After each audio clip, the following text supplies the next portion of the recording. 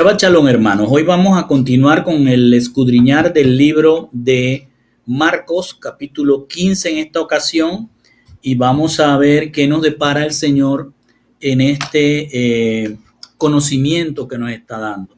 Muy bien, en el capítulo anterior, el Shabbat pasado, vimos el capítulo 14 y estuvimos hablando de que era el tercer día de la semana, era martes y 13 de Aviv, de aquella fecha, y los principales sacerdotes y escribas buscaban cómo atrapar a Mashiach para matarle.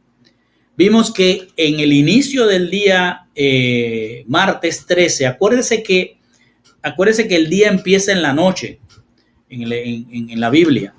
Entonces, esa noche, Yeshua, esa noche de martes de la semana, tercer día y fecha 13 de Aviv, Yeshua está cenando en la casa de Shimón el leproso.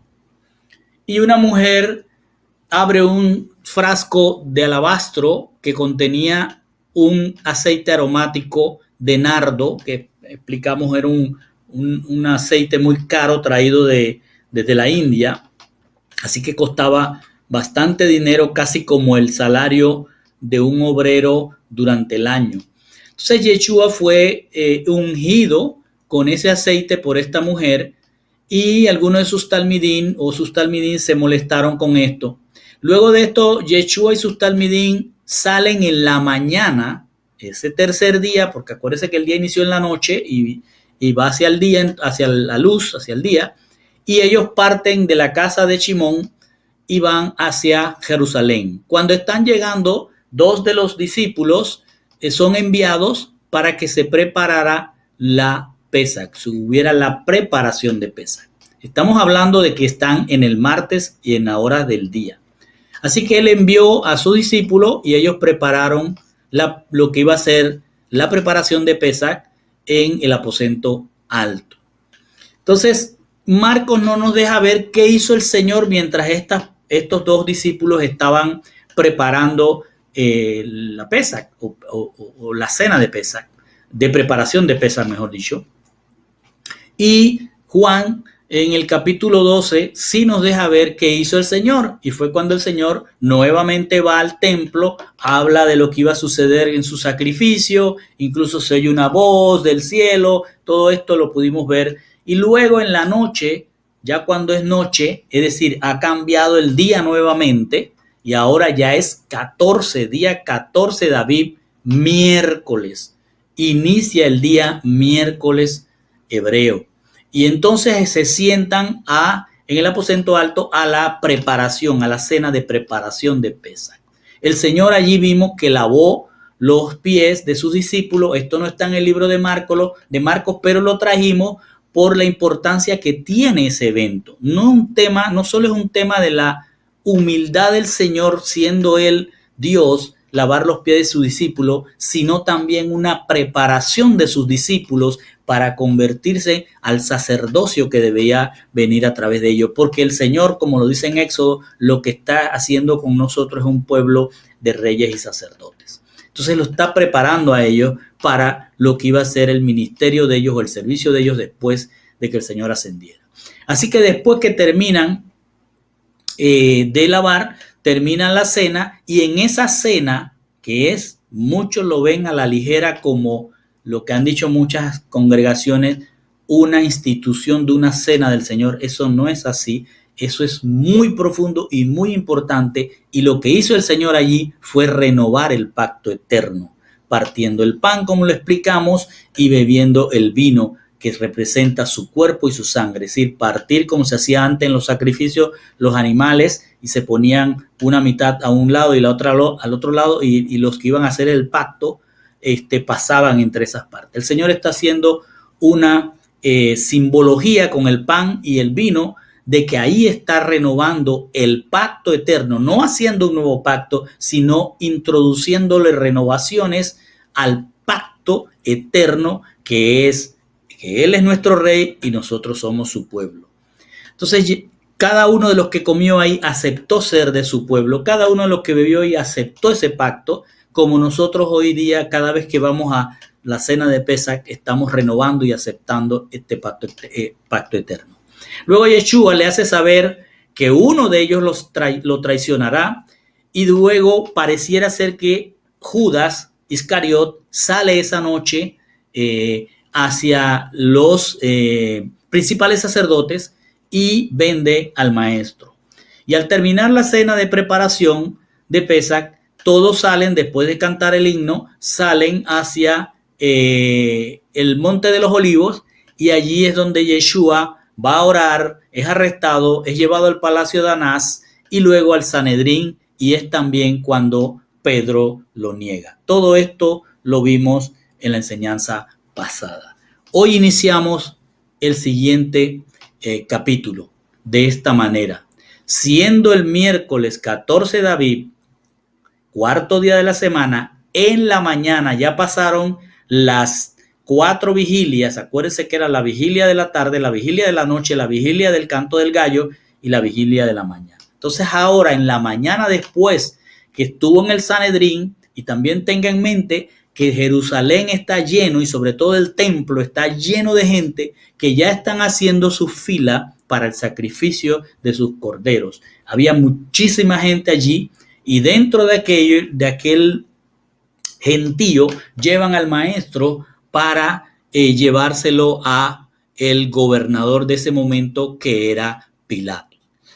Este gobernador tenía su residencia al lado de lo que es el templo, y allí llevan al maestro y se lo van a llevar allí. Tienen que recordar por qué está ocurriendo todo esto. Porque en la semana pasada vimos que en el capítulo anterior ellos lograron encontrar que Mashiach había blasfemado el nombre de Hashem. Imagínense. Entonces, con eso en la mano, llevaron al maestro ante Pilato para que Pilato se encargara de la ejecución. Ellos no lo podían ejecutar porque están gobernados por Roma. Roma era la que tenía que ejecutar a el maestro. Entonces lo llevan allí, y fíjense, ellos tienen el cargo con el que lo están condenando a muerte, es blasfemar el nombre.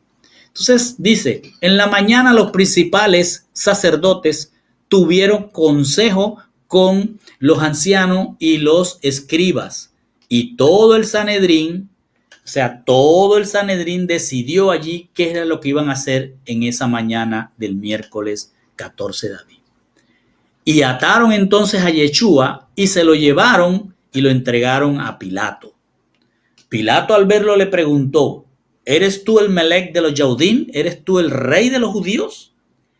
Porque de esta manera ellos lo habían presentado. Él se ha dicho que es el rey de los judíos. Entonces, fíjense cómo cambia la acusación ahora frente a Roma. Para ellos era un blasfemo. Ahora lo presentan como un instigador contra Roma, porque al decir él se cree rey, entonces el rey verdadero de todo Israel y de todos los países que estaban vueltos en un mundo globalizado en ese momento, el rey era el emperador.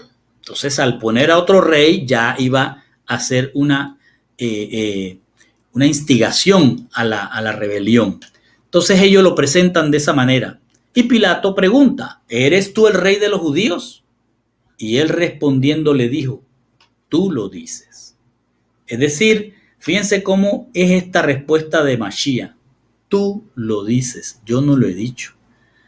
Los principales sacerdotes le acusaron de muchas cosas allí, o sea, no se ve cuáles son las acusaciones, pero con seguridad debe haber sido él está contra Roma, él quiere, qué sé yo, de atacar a los romanos. Todas estas cosas deben haberla dicho. Y cuando lo acusaban, miren lo que dice, pero él no respondía nada, porque escrito está en Isaías 53, él no abrió su boca. Él va a abrir la boca, Mashiach va a abrir la boca solo cuando es un tema de la verdad. La abrió cuando le preguntaron, ¿tú eres el rey de los judíos? Y él le dijo, tú lo dices solamente. Y ahora le acusan de diferentes cosas, incluyendo la sedición contra Roma, él no abre su boca. Pilato le vuelve a preguntar, diciendo, ¿no respondes nada? Mira cuántas cosas ellos testifican contra ti. Pero Yeshua de nuevo no respondió nada. Así que Pilato se maravillaba de esto. ¿Cómo es tantas acusaciones y este hombre no cuestiona o no rechaza las acusaciones? Porque escrito estaba, no abrió su boca.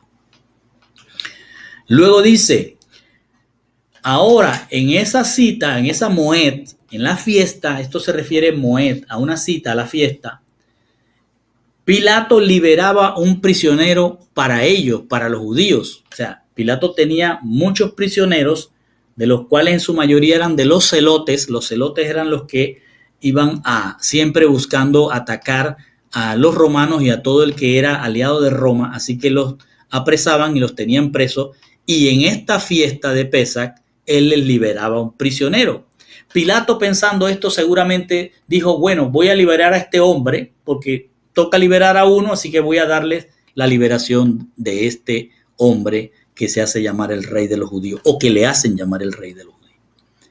Entonces también había, dice la palabra, uno llamado, dicen nuestras Biblias, Barrabás, pero en realidad en el arameo parece decir Bar Ribá, que significa hijo de la contienda. Es decir, Barrabás no dice esto, no es lo correcto, podríamos decir, sino Bar Ribá.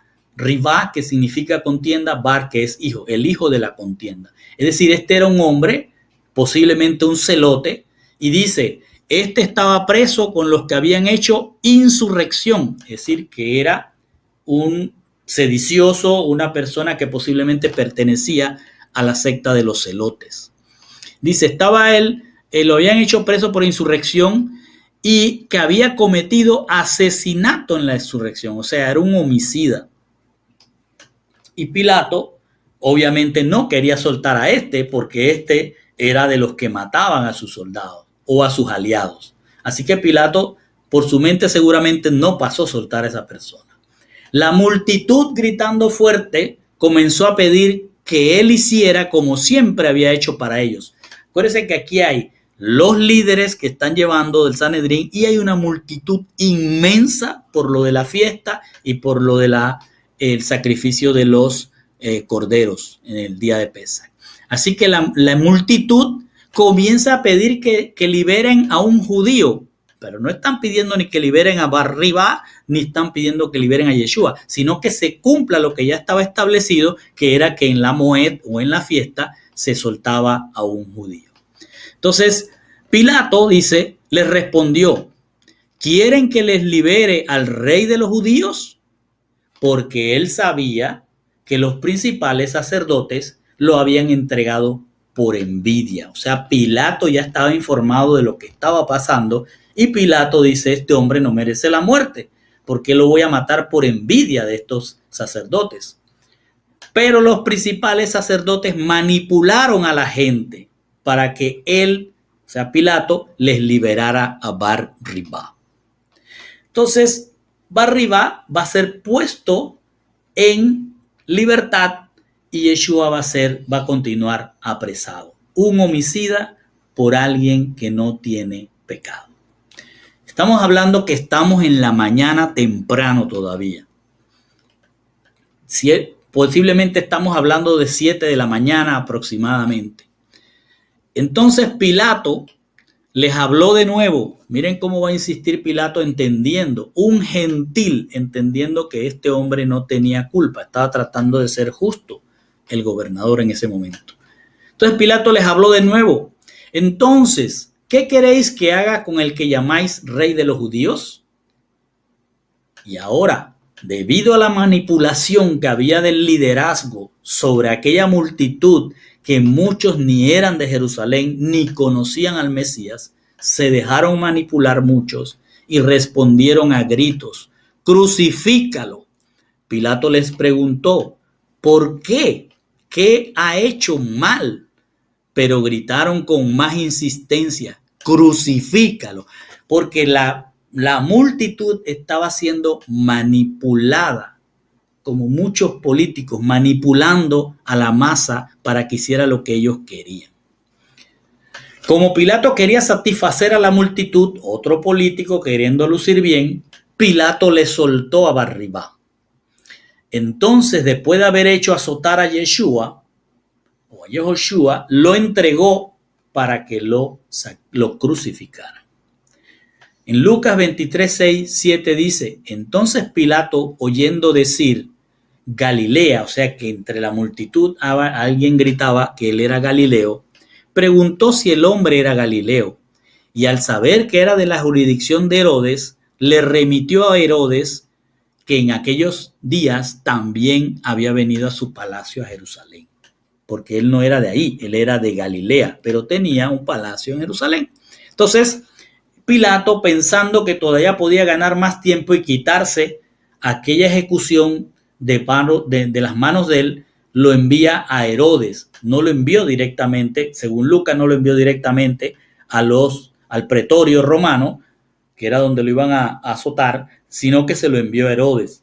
Y aquí hay un detalle interesante. Cuando el Señor es llevado a Herodes, lo pueden leer en Lucas 23, Herodes, que esperaba conocerle, le regaló unas vestiduras finas. Y esas son las vestiduras que después se van a discutir los romanos. Entonces, los soldados se lo llevaron a la sala llamada Pretorium. Era lo que quedaba al lado del templo.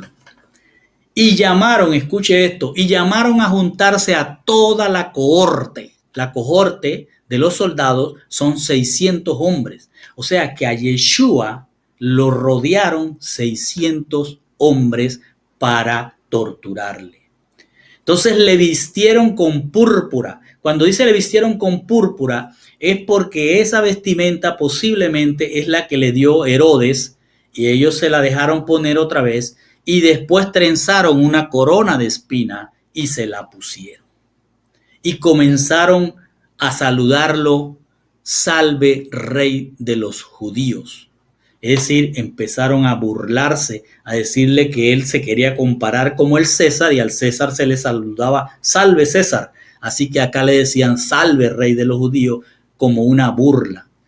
Y una y otra vez le pegaban en la cabeza con una caña, con un palo, con un bastón, y le escupían, y doblando sus rodillas burlonamente, le hacían reverencias.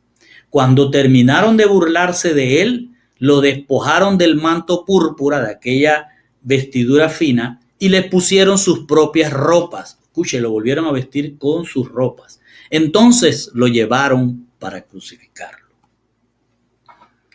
Ya imagínese usted aquella tortura de aquellos 600 hombres haciendo lo que hicieron contra Yeshua. Yeshua estaba su cuerpo roto, dañado, muy débil, desangrado, así que él difícilmente podía cargar aquella cruz. Y ojo, lo que dice la historia, lo que podemos investigar es que no era la cruz tal como la ponen en muchos dibujos o escenas, que él está cargando la cruz. No, se cargaba nada más la parte horizontal. El vertical estaba esperándolo en el lugar donde iba a ser la crucificación. Así que el madero, como dicen muchas versiones, que él cargó es la parte horizontal de la cruz. Entonces, cuando ellos van a llevarlo, Yeshua está muy debilitado por toda aquella atrocidad que están haciendo sobre su cuerpo, y en ese momento pasa un hombre llamado Simón de Cirenia, es decir, un sirenio. Sirenia era, o Cirenaica era un lugar de Libia, en África. Entonces este hombre había venido a la fiesta, vino para estar en la fiesta de Pesach, presentándose como un buen judío ante el Señor. Ellos tenían que venir por 3 veces, así que él venía por la primera vez desde Libia y luego tendría que venir una segunda y una tercera. Entonces él venía, dice, viniendo del campo. No es que él estaba en el campo trabajando, es que él venía desde Libia y ahora estaba atravesando el campo para entrar a Jerusalén y se encontró con esta situación que estaba ocurriendo ahí. Sí, Simón era, y nos dije, fíjense esto interesante, dice, Simón era el aba de Alexander y Rufus. Entonces usted se puede poner a pensar, ¿para qué la palabra nos dice eso? ¿Qué tiene que ver Alexander y Rufus? Pues aparentemente Rufus es el mismo que Shaul menciona en Romanos 16:13 cuando dice: saluda a Rufo, escogido por nuestro Señor, y a su madre que es de él y mía. Es decir, que posiblemente de los hijos de Shimón, y el mismo Shimón tal vez, eran adeptos al Señor.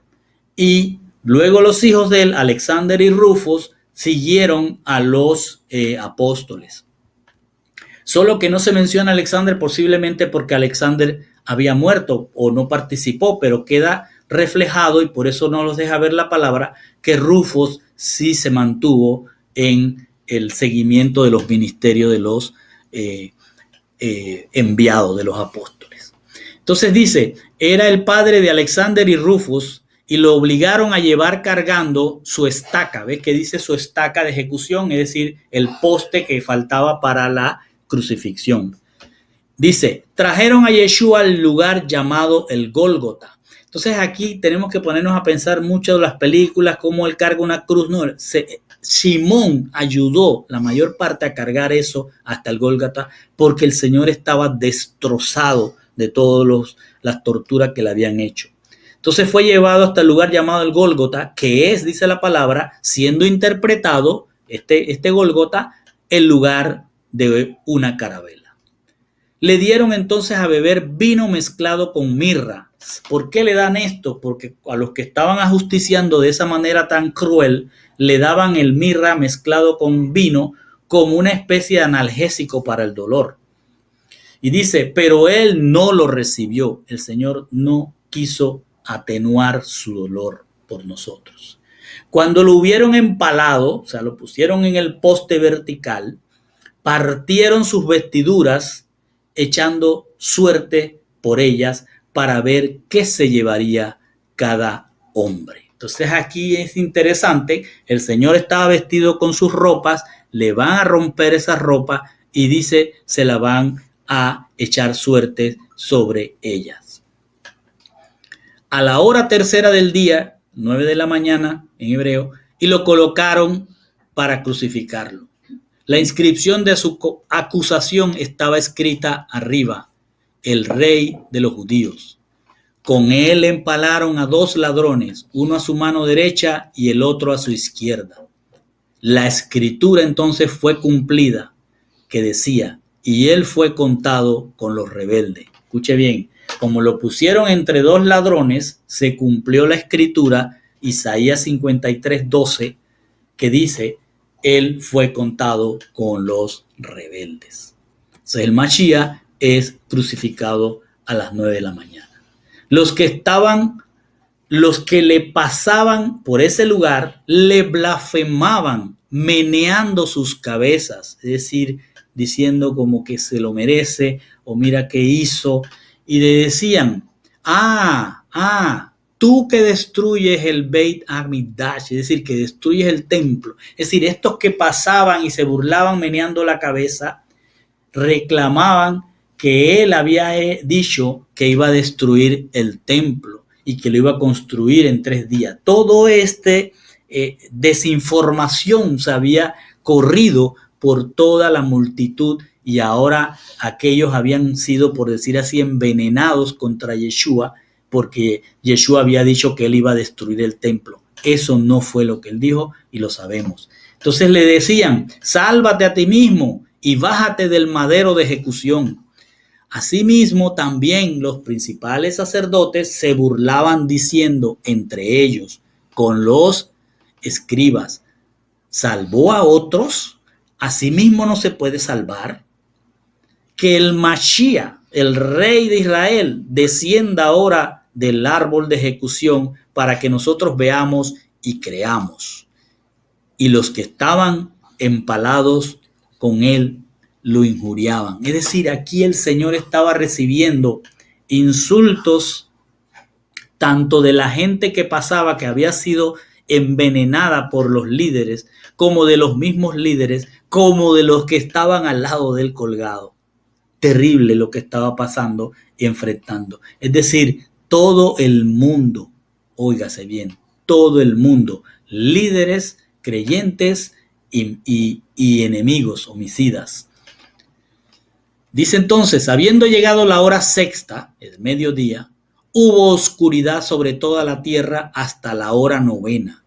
A la novena hora del día, siendo las 3 de la tarde, Jehoshua clamó a gran voz diciendo, Elí, Elí. En el arameo dice Elihai, Elihai. Y dice Elí, Elí, que significa poderoso mío, lema sabactani, que traducido significa poderoso mío, ¿por qué me dejaste? Y algunos de los que estaban allí cuando oyeron, dijeron, miren cómo llama Eliyahu, porque estaban escuchando Elí, pensaban que estaba refiriéndose a Elías, a Eliyahu. Entonces uno de ellos corrió rápidamente y ató una esponja a una caña y la llenó de vinagre. Entonces, vinagre no es vinagre que nosotros pensamos que es para echarle a la comida, no, es un vino muy barato, avinagrado, que tenían ahí los mismos soldados para tomárselo ellos y ahora se lo estaban dando a él para el dolor. Y le dieron de beber, pero algunos dijeron, déjenlo y veamos si Eliyahu viene a librarlo. Todas estas cosas son terribles de lo que todos los que estaban ahí, acuérdense, ahí estaba pueblo, estaban líderes y estaban enemigos. Es decir, gente que no tiene nada que ver con el Dios verdadero. Entonces se burlaban de él y le decían, déjenlo y veamos si Eliyahu viene a librarlo. Aquí vamos a detenernos un poquito para entender por qué las traducciones que tenemos pareciera de ser o decir que cuando él dice Elí, Elí, poderoso mío, ¿por qué me dejaste? Es como si él estuviera reclamándole a Dios que lo ha abandonado. Y no es así. Realmente lo que el Señor está haciendo, acuérdense quiénes están allí. Un pueblo que menea la cabeza burlándose, otro pueblo que son los líderes que conocen bien la Torá. Y esto que él está diciendo, Elí, Elí, lema sabactani, se los está diciendo en arameo para que esto fuera entendido por los líderes que sí sabían Torá. ¿Y qué es lo que estaba diciendo el Señor? Les está diciendo, recuerden lo que está en el Salmo. Y les recitó, poderoso mío, ¿por qué me dejaste? Entonces lo que ellos debieron haber entendido es que el Mesías le está diciendo que en ese momento se está cumpliendo lo que está establecido en el Salmo 22. Él les estaba recitando el Salmo 22, sobre todo al liderazgo, para que entendieran el cumplimiento de lo que está sucediendo y se dieran cuenta que estaban crucificando al Dios verdadero. Entonces, eso es lo que se refiere. No es que él está, un hijo, orando o llamando o reclamando a un padre. No, está recitando el Salmo 22 para que se dieran cuenta aquellos que ahora lo ultrajaban y lo vituperaban, se dieran cuenta que se estaba cumpliendo el Salmo 22. Entonces dice, y Yeshua clamó a gran voz y entregó, expiró y murió. Entonces en ese momento el velo del templo se partió en dos, otra vez se partió en dos, una mitad para un lado, otra mitad para el otro lado. Se partió en dos desde arriba hasta abajo, y el centurión que estaba frente a él, frente a Mashiach, viendo que había dado voces y expiró, dijo, verdaderamente este hombre era hijo de Dios. Entonces aquí el Señor está mostrando otra cosa más, así como les estaba mostrando el Salmo 22, cumplimiento del Salmo 22, ahora les estaba mostrando lo que significaba que se partiera el velo del templo de arriba abajo. Dice, porque en este día, Él hará expiación por vosotros, para que seáis limpios, seréis limpios de todos vuestros pecados delante del Señor. Levítico 16:30. ¿Qué les quiero decir?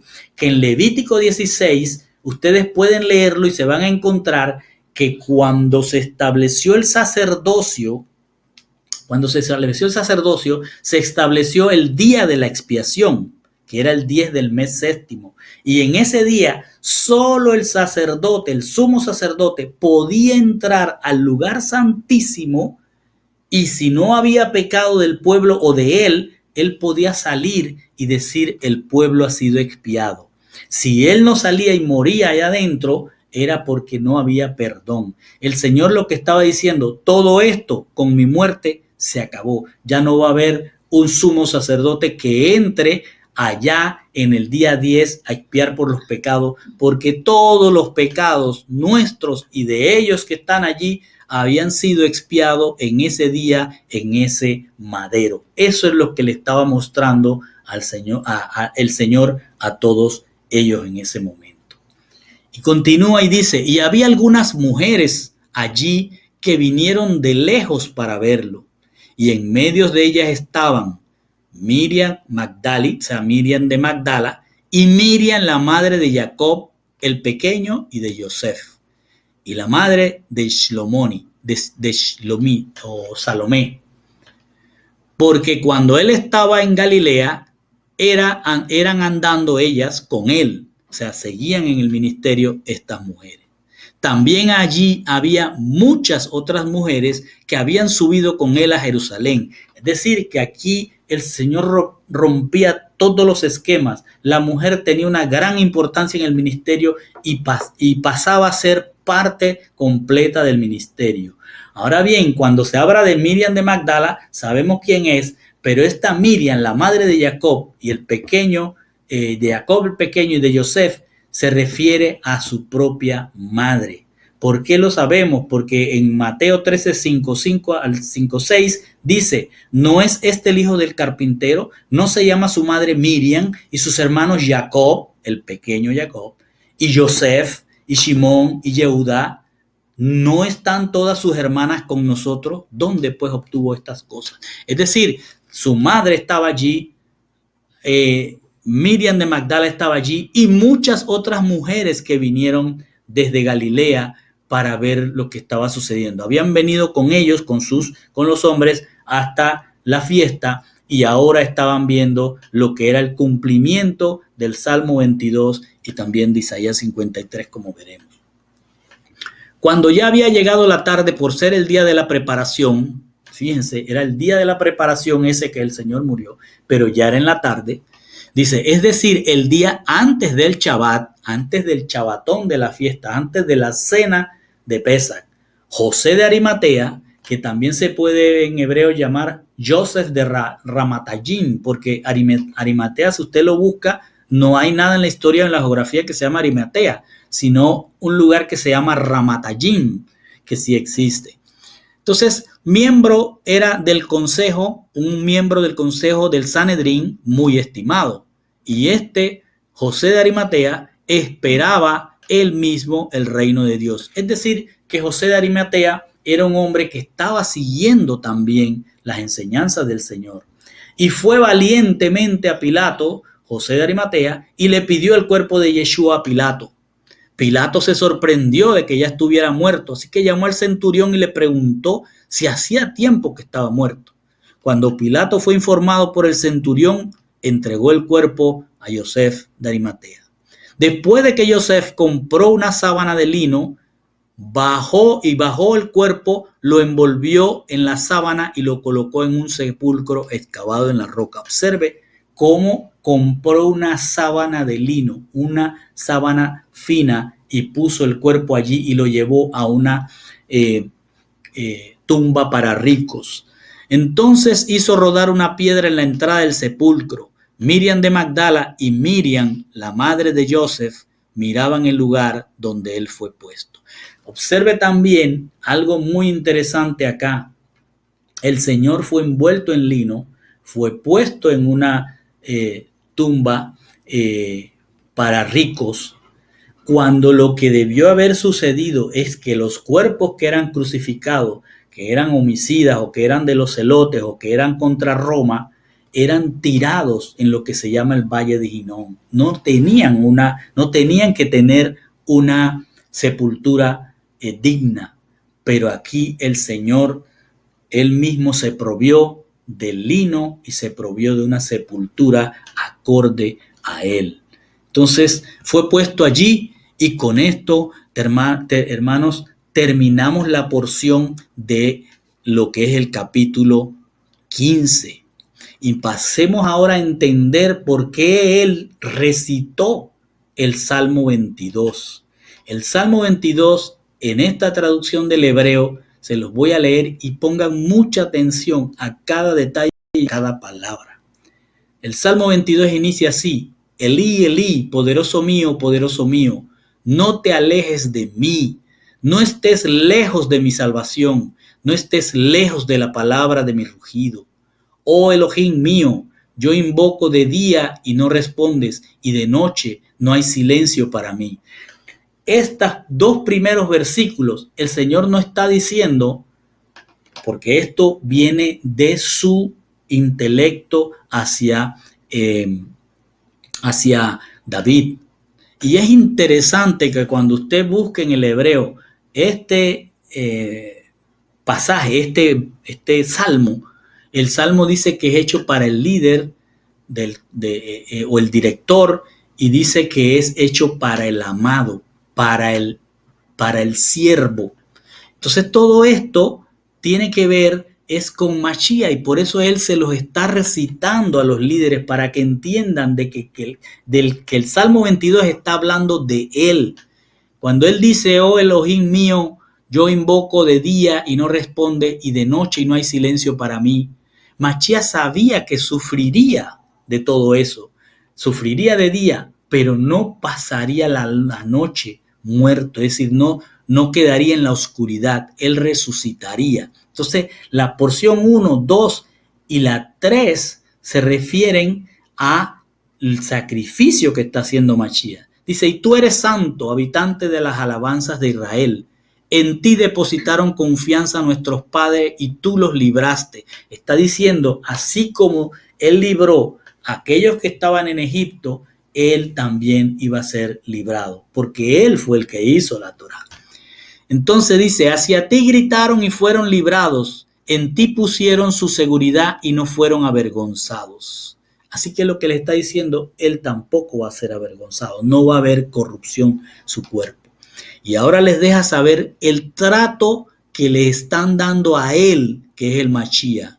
Y les dice, pero yo soy un gusano y no un ish, no un hombre, mucho menos ayuda de lo que recibieron los antiguos. Es decir, aún los sacrificios y las cosas que pasaron, los que estuvieron en el desierto, no es comparable a lo que él estaba pasando. A él lo tratan menos que un ser humano.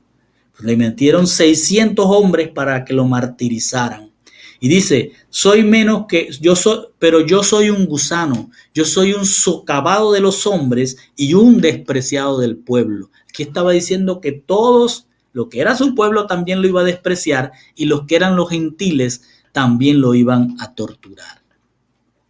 Y les dice, todos los que me ven, escuche esto, se burlan de mí con lenguaje soez y mueven la cabeza. Exactamente lo que estaba pasando.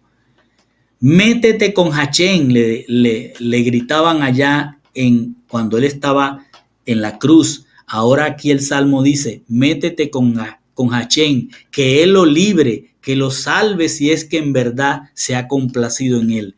Todo esto estaba dicho por los que pasaban meneando la cabeza. Entonces estos líderes tenían que estar entendiendo lo que estaba haciendo Mashiach. No estaba llorando, no estaba clamando, estaba haciéndoles entender el cumplimiento del Salmo 22. Continúa diciendo, porque tú eres mi fuerza y vitalidad desde el vientre, es el que me da seguridad desde que estaba en los pechos de mi madre. Entonces aquí viene una mezcla con lo que es el rey David. Y cuando él habla del vientre y habla de los pechos de mi madre, también el Señor está haciendo referencia a que él estaba en el cielo, él salió de allá, él salió de su seguridad y se entregó, pero ya él venía con su propia seguridad de que él no iba a quedar muerto en una tumba. Y dice el Salmo en el versículo 10, Sobre ti fui arrojado desde el vientre, desde el abdomen de mi madre, tú eres mi poderoso. No te alejes de mí porque la angustia está cerca y no hay ayudante, es decir, no hay humano. Se refería a todo lo que estaban haciendo los 600 hombres, aquellos que lo golpeaban, se burlaban de él y lo coronaron con espinas. Y dice, me rodearon muchos toros, esto es bien interesante, me rodearon muchos toros, las potestades de Bashán. Es decir, cuando él dice me rodearon muchos toros, se está refiriendo a aquella cohorte de 600 hombres que lo están rodeando y golpeando. Y allí los que dirigen, los que están animando a esos hombres son las potestades. Y dice las potestades de Bashán. Acá dice los poderosos, no sé cómo dicen en la de ustedes, pero aquí a lo que se refiere es los toros son aquellos romanos que estaban latigándolo y las potestades son las que dirigen el ánimo de aquellos hombres para hacer lo que hicieron. Y las potestades de Bashán. Bashán, recuerde que lo vimos en una de las porciones de las parashá, que era aquel territorio donde las potestades se movían y aquel territorio que quiso la gente de Manasés tener, porque era un territorio muy lindo para criar ganado. Entonces él dice, me rodearon los toros, los muchos toros, los romanos, y las potestades de Bashán. Y Bashán significa serpiente. Así que imagínense, el Señor está diciendo que espiritualmente estos hombres eran movidos por la serpiente. Y dice, y me pondrán corona. Observe lo que dice. O sea, el Salmo 22 está hablando exactamente de Machía. Y eso es lo que él quería decirle a los líderes que estaban ahí y a todos aquellos que entendieran Torá, que él estaba haciendo cumplimiento de ese salmo. Dice, abrirán su boca como un león rugiente y rapaz. ¿Qué fue lo que hicieron los romanos? Se burlaron, salve, rey de los judíos, todas estas cosas. Y decían, como agua seré arrojado, se descoyuntarán todos mis huesos. Mi corazón es como cera derretida dentro de mí. Cuando él dice esta parte, tenemos que pensar en aquel momento cuando le clavan una lanza en el corazón y sale sangre, dice, con agua desde su corazón. A eso se refiere, mi corazón es como cera derretida, se va a derretir y va a salir agua y sangre. Y dice, se secará como un tiesto, como un pedazo de arcilla, mi fuerza. O sea, él va a perder su fuerza allí. Y mi lengua está pegada a mi mandíbula, es decir, cuando a él lo cuelgan, todo el cuerpo tensiona hacia abajo y la lengua se le pega abajo a la mandíbula. Fíjense cuál literal, cuál espectacular es la relación de este salmo con lo que están haciendo con Machía, y por eso él se los está recitando a ellos para que entiendan que se está cumpliendo cada uno de los versículos de este salmo. Y le dice, y al polvo de la muerte me arrojarás. Y dice el 16, me rodearon perros. Todos, ¿qué son los perros? Los que están fuera de las casas, es decir, fuera del pueblo de Dios. Son los perros. Entonces, por eso él dice, los perros no entrarán a la Jerusalén celestial porque no están en el pueblo. Entonces dice, me rodearán perros, los que están afuera, los incrédulos. Dice, una asamblea de malignos se cierra sobre mí. Y miren lo que dice, perforarán mis manos y mis pies. Y el 17 dice, podré contar todos mis huesos. Ellos me mirarán y se contemplarán de mí, es decir, mirarán con satisfacción lo que han hecho. Repartirán para ellos, escuche esto, que esto es tan claro, repartirán para ellos mi ropa, la ropa que era de él, que llevaba puesta cuando se lo quitaron. Y también repartirán sobre mi vestido el manto que seguramente fue el que dio Herodes, que era un manto fino. Fíjense la exactitud de este pasaje, de este salmo, con lo que está ocurriendo a Machía, y por eso es que él se los recita. Y dice, miren lo que viene ahora, todo lo que hemos visto es el sacrificio, la tortura, la crucifixión, ahora Machía va a tomar la parte de la resurrección. Y dice, pero tú, Adonai, no te alejes, oh fuerza de ayuda, a mi auxilio. Apresúrate. Sálvame de la espada de mi pescuezo y de la mano del perro a mi única existencia, es decir, a mi vida. Sálvame de la boca del león, de los cuernos de los bueyes salvajes, rescátame. Fíjese cómo le está diciendo todo lo que le ha venido pasando. Ahora va a venir la resurrección. Dice, contaré tu nombre. Aquí está la resurrección. Cuando Él se levante, todo lo que vamos a recibir es lo que hoy estamos estudiando. Contaré tu nombre, tu mérito, tu fama. A mis hermanos en medio de la cajal te alabaré. Proclamaré tus maravillas, promesas y pactos. Es decir, en medio de la cajal que somos nosotros, proclamamos las maravillas que Él hizo y las promesas y el pacto. Dice, los temerosos de Hachén, alábenle. Todas las simientes de Jacob, glorifíquenle. Se está hablando de nosotros. Su resurrección va a crear toda esta cajal, porque acuérdense lo que vimos en Génesis, cuando el Señor dice que de su costado salió la mujer, se refiere a que de esa lanza que clavaron en su costado, con su muerte salió la cajal, la mujer, la congregación, todos los que somos temerosos de Hachén. Entonces le dice, todos los temerosos de Hachén, alábenle, todas las simientes de Jacob, glorifíquenle, teman de él, es decir, sean temerosos de él, todas las simientes de Israel. Entonces, cuando él se levanta, va a crear el pacto renovado, a cimentarlo, y ahora todo es una sola casa, la casa de Israel. Todo aquel que sea judío, cree en Mashiach, es de Israel. Todo aquel gentil que es Kadosh y va por la Torá y guarda su mandamiento, entonces también es de la casa de Israel, es de Israel. Y dice el 24, porque él no despreciará ni tendrá por abominable la humillación del necesitado, ni esconderá su rostro de él, y cuando clame a él, escuchará. De ti provendrá mi alabanza en la congregación abundante, es decir, va a crecer más de esa tierra la congregación. La congregación abundante somos todos los que estamos en el mundo, incluyendo a los judíos que creen en Yeshua. Y comerán los mansos, es decir, estudiarán y se saciarán, es decir, van a estudiar y harán Torah. De esa manera alabarán a Hachén los que le buscan y vivirá el corazón de ellos para la eternidad. Es decir, aquellos mansos, aquellos humildes que se humillan ante él y estudian su Torah, de esa manera alaban a Hachén y lo buscan. Entonces verán la eternidad. Eso es lo que dice el 26. Y luego dice, recuerden y vuelvan a Hachén todos los confines de la tierra, es decir, todos los gentiles, y se postrarán a Hachén cualquiera de las familias de los Goyim. Eso fue lo que le dijo a Abraham. En ti serán benditas cualquiera de las familias de los Goyim, de los gentiles. Dice, porque Hachén es el reinar y él gobierna sobre los Goyim. Ahora está hablando de su segunda venida, cuando ya vamos a ser unos levantados del polvo de la tierra y otros transformados en un cuerpo incorruptible. Dice, porque de Hachén es el reinar, cuando él venga, y él gobierna sobre los gentiles.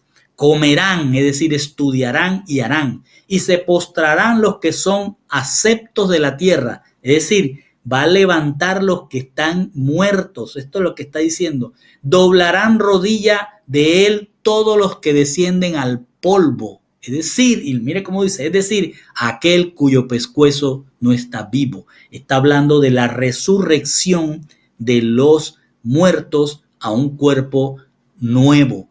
Y además habla de los que se postran, que son aceptos. Es decir, que los que están vivos y los que están muertos van a doblar rodilla ante él, porque ahora tienen un cuerpo nuevo y van a reinar con él en el milenio. Y luego en el 30 dice, una semilla nos servirá, una semilla, él nos servirá, y esto será contado por Adonai para los habitantes del mundo. Es decir, que todo esto, ese sacrificio, toda esta tortura que él pasa, todo lo que sucede en el madero, lo que va a ser su resurrección, lo que va a ser la transformación de los que estén vivos y la resurrección de los que estén muertos, todo se debe a una semilla que se sembró en Miriam. Y esa semilla, dice, nos servirá. va a ser lo que sirva para que sea contado por Adonai para los habitantes del mundo. Y termina entonces diciendo, ellos vendrán, ¿quién? Todos los que son llamados, y declararán su justicia, todos que somos salvados por gracia. Dice, serán y declararán su justicia al pueblo que será parido. ¿Cuándo va a ser ese pueblo parido? Cuando Él muere en la cruz, sale una cajal, sale la mujer que Él va a venir a buscar, porque Él lo habrá hecho, dice. Es decir, ahí es donde Él dice en la cruz, consumado es. Esto es lo que habla el Salmo 22, que es el final del Salmo, es cuando él lo vemos en 1 Corintios, cuando Saúl dice, he aquí os digo un misterio, no todos dormiremos, pero todos seremos transformados en un momento, en un abrir y cerrar de ojos a la trompeta final, pues la trompeta sonará y los muertos resucitarán incorruptibles y nosotros seremos transformados. Eso es consumado es. Cuando él dijo consumado es, se cumplió todo esto. Y ahora miremos lo que nos dice Isaías 53. Versículo 1 dice, ¿quién ha creído nuestro informe? ¿A quién se revela el brazo de Adonai?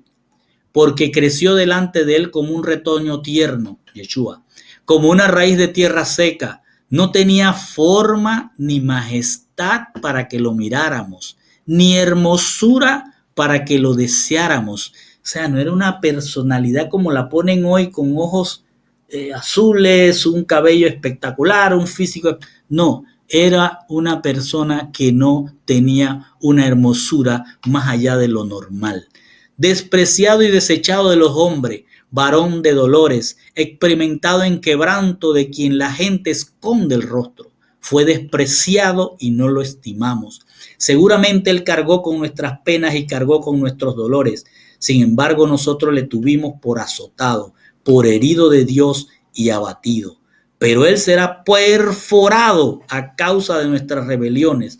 Él será hecho pedazos, será fragmentado a causa de nuestras iniquidades. La represión en pro de nuestro chalón, es decir, para darnos a nosotros paz, para reivindicarnos, para comprarnos de nuevo, él tenía que recibir todo lo que recibió. La represión en pro de nuestro chalón será sobre él, y a través de su herida habrá sanidad para nosotros. Todos nosotros como un rebaño de ovejas y cabras nos perdimos, cada uno a su camino se dirigió, pero Hachén hizo entrar en contacto a través de él la iniquidad de todos nosotros. Fue azotado y fue humillado y no abrió su boca.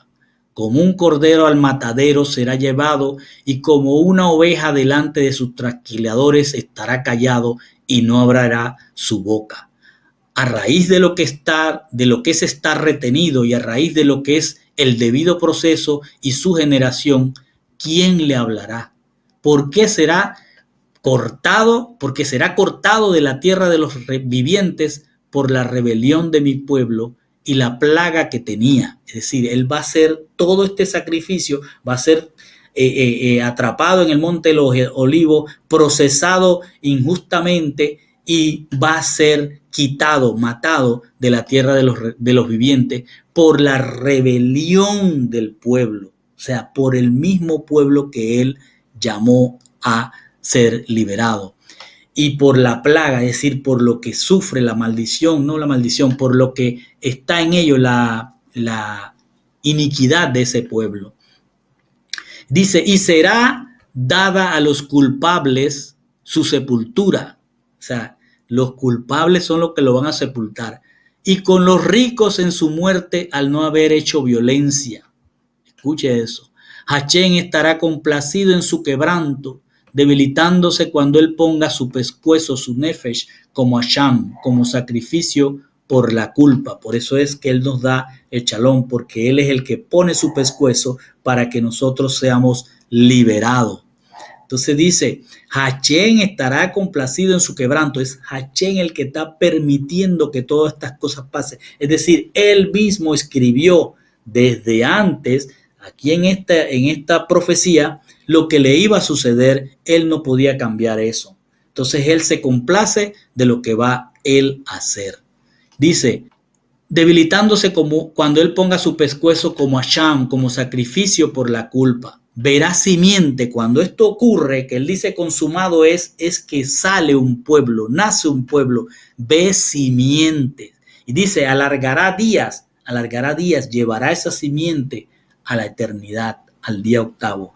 Y la complacencia de Hachem prosperará en su mano, es decir, su sacrificio será consumado con un nacimiento que va a ser salvada y llevada con él. Y dice, por el trabajo de su pescuezo, es decir, por el sacrificio, y saciará en su conocimiento, hará justo mi siervo a los muchos, es decir, va a hacernos justificados, nos va a salvar por gracia a los muchos, ojo que no dice a todos, a los muchos, y sus iniquidades él cargará.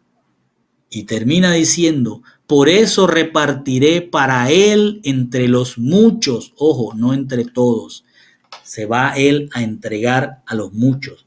Y con los poderosos repartiré despojo, con aquellos que se jactan de que son los dueños de este mundo, ellos van a recibir despojo. Pero los que son justificados recibirán de él mismo. Debido a que, ¿qué es lo que van a recibir? La herencia que él tiene.